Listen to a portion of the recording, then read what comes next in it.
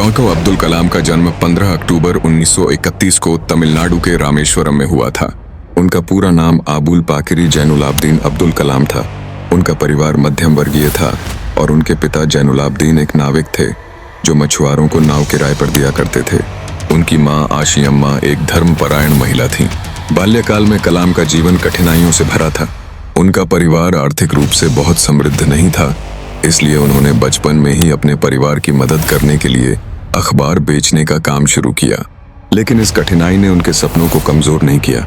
वे बचपन से ही पढ़ाई में अत्यधिक रुचि रखते थे और गणित एवं विज्ञान उनके पसंदीदा विषय थे।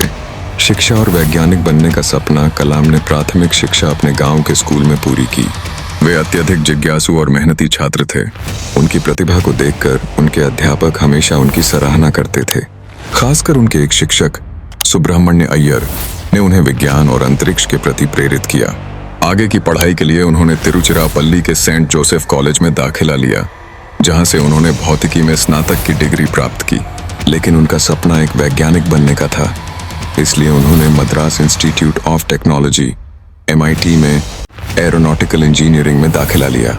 यहाँ भी आर्थिक कठिनाइयों के बावजूद उन्होंने कड़ी मेहनत की और अपनी पढ़ाई पूरी की।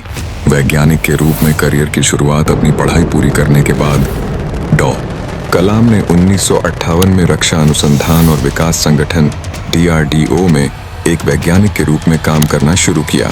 उन्होंने सबसे पहले एक छोटे हेलीकॉप्टर प्रोजेक्ट पर काम किया, लेकिन उनका सपना बड़ा था।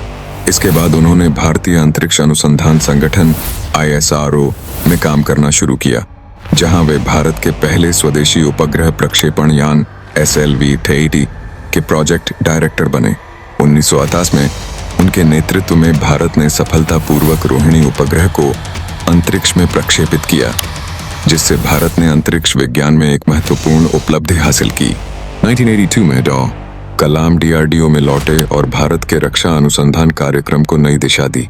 उन्होंने integrated guided missile development programme IGMDP का नेतृत्व किया, जिसके तहत भारत ने पृथ्वी, अग्नि, आकाश, नाग और त्रिशूल जैसी मिसाइलों का विकास किया। उनके नेतृत्व में भारत ने 1998 में पोखरण परमाणु परीक्षण भी सफलतापूर्वक किया, जिसने भारत को परमाणु शक्ति संपन्न देशों की सूची में शामिल कर दिया। इस सफलता के पीछे डॉ. कलाम की महत्वपूर्ण भूमिका थी। डॉ. कलाम की असाधारण उपलब्धियों को देखते हुए उन्हें 2002 में भारत के राष्ट्रपति पद के लिए नामित किया गया। वे देश के 11वें राष्ट्रपति बने और 2002 से 2007 तक इस पद पर रहे। उन्हें जनता के राष्ट्रपति के रूप में जाना गया क्योंकि वे आम जनता, विशेषकर युवाओं से गहरा लगाव रखते थे।